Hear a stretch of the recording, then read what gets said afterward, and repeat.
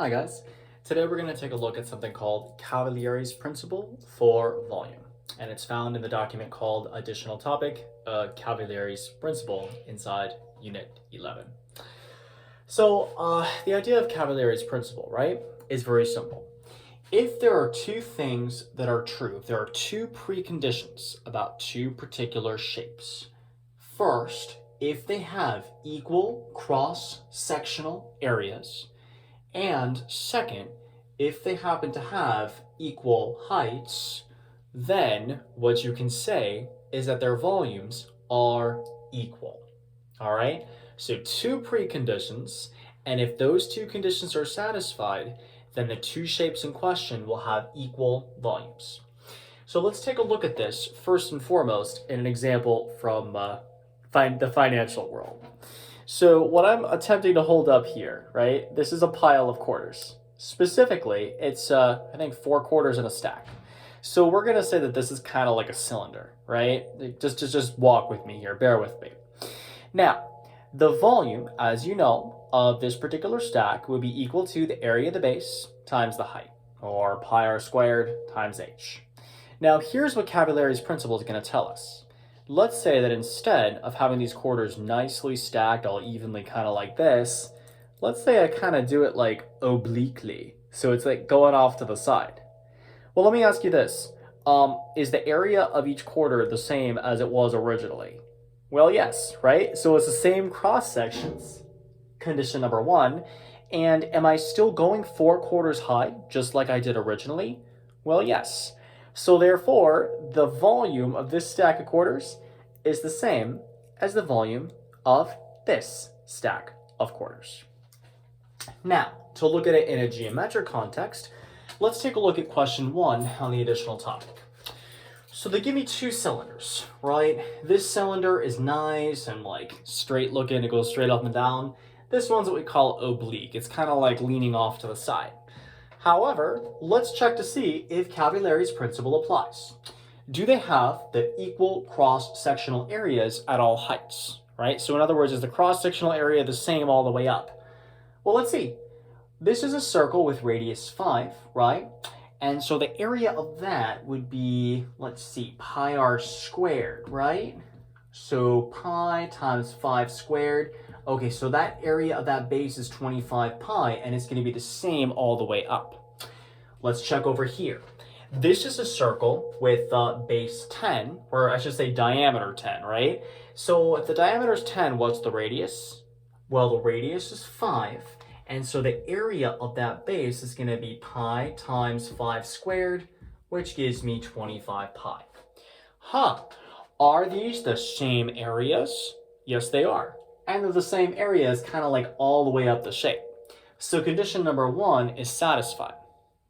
Let's take a look at condition number 2. Do they have equal heights? Well, this height is 11.5. This is a kind of like a trick, right? You don't want to look at the slant height. That's not what they mean by height. What they mean by height is actually vertical, straight up and down. And look, the height is 11.5. So if we actually wanted, guys, to calculate the volume of this cylinder, we could do so using our usual formula, base times height, or pi r squared h. And all I would do is I would substitute in 5 for the radius, because 10 over 2 is 5, and 11.5 for the height. And that's how I would apply Cavalieri's principle to find the volume of a weird oblique cylinder. Now, let's take a look at question number 2, because this one's a little bit weirder, right? Instead of giving me 2 cylinders, they actually give me something a little bit different. They give me a cylinder, and they give me a, I don't know, I think it's like a rectangular prism, right? So let's actually draw this. All right, prism. And again, you know I'm terrible at drawing, so I apologize in advance for my ineptitude. All right, let's just do that. Yeah, maybe. Okay, maybe. Okay. And then we'll have a cylinder that looks something kind of like this. All right, they tell me this is rad pi times r, rad pi r, and this is h, and r. Okay, so first things first, guys. In order to check to see if Cavalieri's principle applies, we need to check, are the cross-sectional areas equal, and are they equal kind of like all the way up? Well, let's check the cross-sectional area, shall we? So the area of a rectangle, because that's the shape of the base here, is just base times height or length times width. So I'm going to do area equals rad pi r times rad pi r. Okay, so rad pi times rad pi, guess what? The rads cancel each other out, so I just get pi, and r to the first times r to the first gives me r squared. So what we'd say, guys, is that the area of this base is pi r squared. Now, let's check the cross-sectional area of this one, right? So let's find the area of the base. So this one says it's a radius of r, and it's a circle, so the area's got to be pi r squared.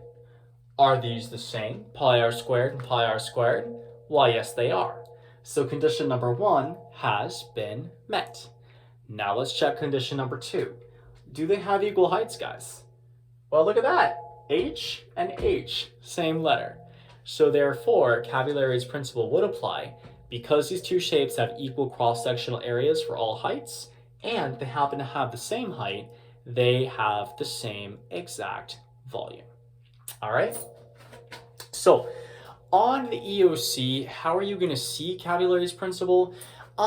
They might just give you, like, let's say like a stack of coins or something like this, and ask you to find its volume.